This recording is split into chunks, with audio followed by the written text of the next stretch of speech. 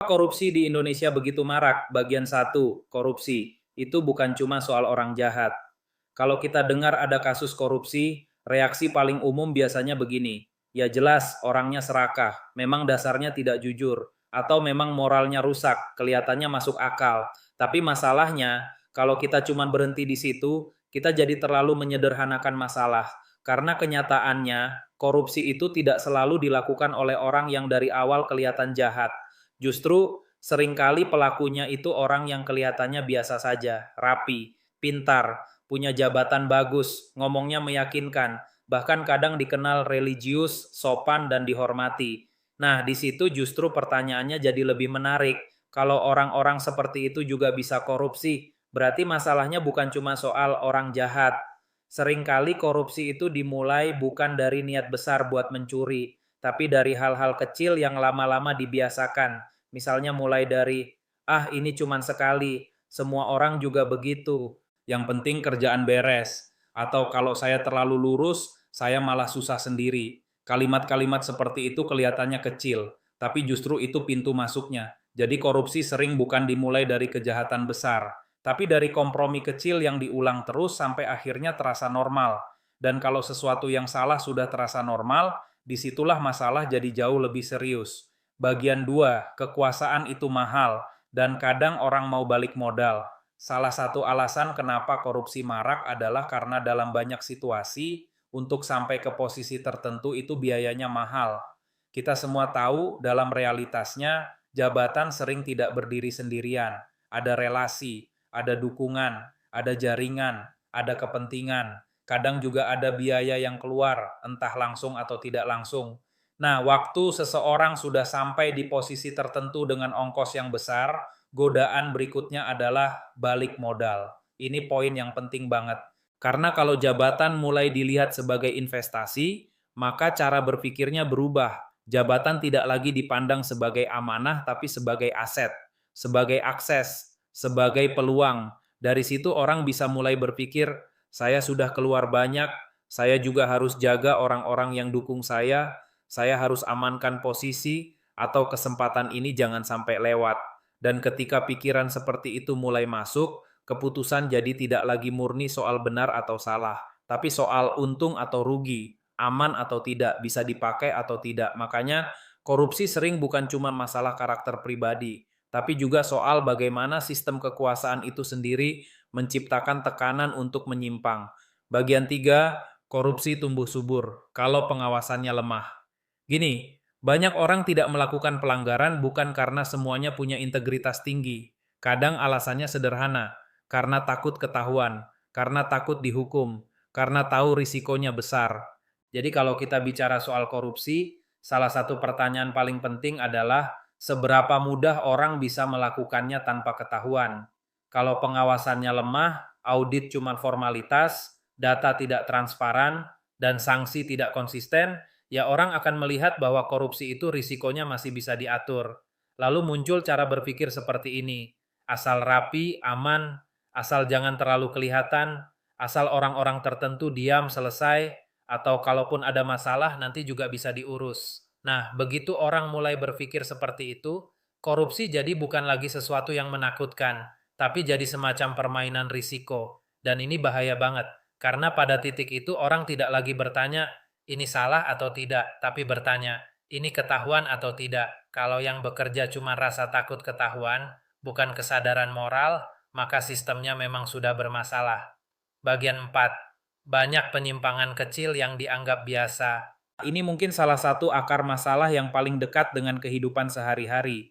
Korupsi besar itu hampir tidak pernah muncul tiba-tiba. Biasanya dia tumbuh dari kebiasaan kecil yang dibiarkan terus. Contohnya, titipan vendor, hadiah yang dianggap biasa, fee kecil, markup sedikit saja, pakai fasilitas kantor untuk urusan pribadi, konflik kepentingan yang semua orang tahu, tapi pura-pura tidak lihat. Masalahnya, waktu hal-hal seperti ini dibiarkan, organisasi sedang mengirim pesan yang sangat jelas. Batas itu bisa digeser. Dan begitu orang melihat batas bisa digeser, cara berpikirnya ikut berubah. Orang jadi tidak lagi bertanya, ini benar atau salah, tapi ini masih aman nggak? Ini masih wajar nggak? Orang lain juga begini nggak? Kalau budaya seperti ini dibiarkan, lama-lama yang salah tidak terasa salah lagi. Yang aneh justru orang yang masih idealis. Dan ini real banget. Di banyak tempat, orang yang terlalu lurus malah dianggap bikin repot. Dianggap tidak fleksibel, dianggap tidak ngerti permainan. Padahal justru dari pembiaran-pembiaran kecil itulah korupsi besar lahir. Bagian 5, manusia selalu punya alasan untuk membenarkan diri. Sekarang kita masuk ke bagian yang menurut saya paling menarik. Kenapa orang tetap korupsi padahal mereka tahu itu salah?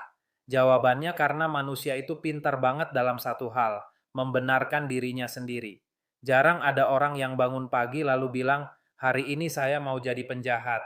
Biasanya tidak begitu.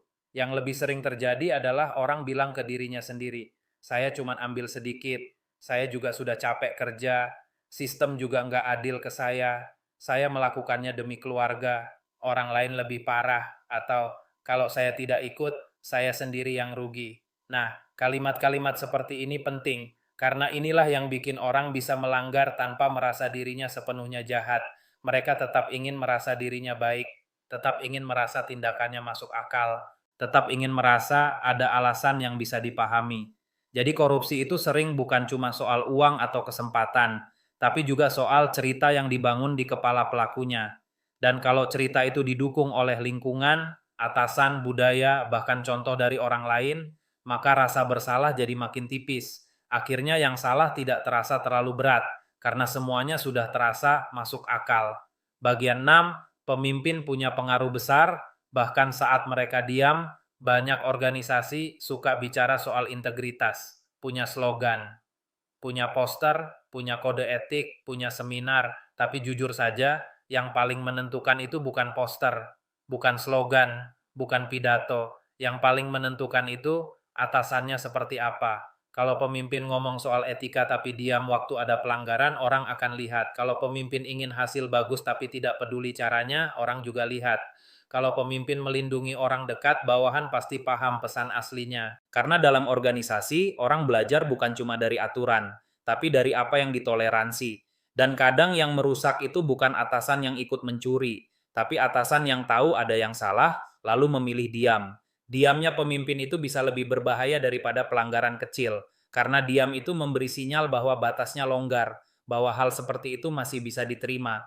Makanya, kalau leadership-nya lemah secara moral, jangan heran kalau organisasinya gampang tergelincir. Bagian 7, kenapa korupsi terasa susah banget dihentikan? Kenapa korupsi seperti tidak habis-habis? Karena korupsi jarang berdiri sendirian. Dia hidup di dalam ekosistem. Ada yang aktif melakukan, ada yang bantu, ada yang dapat manfaat, ada yang tahu tapi diam, ada yang takut bicara, ada yang merasa percuma melawan.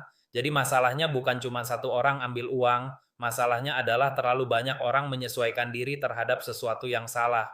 Dan kalau sudah jadi ekosistem, menangkap satu orang saja tidak cukup, karena akar yang membuat semuanya hidup itu masih ada.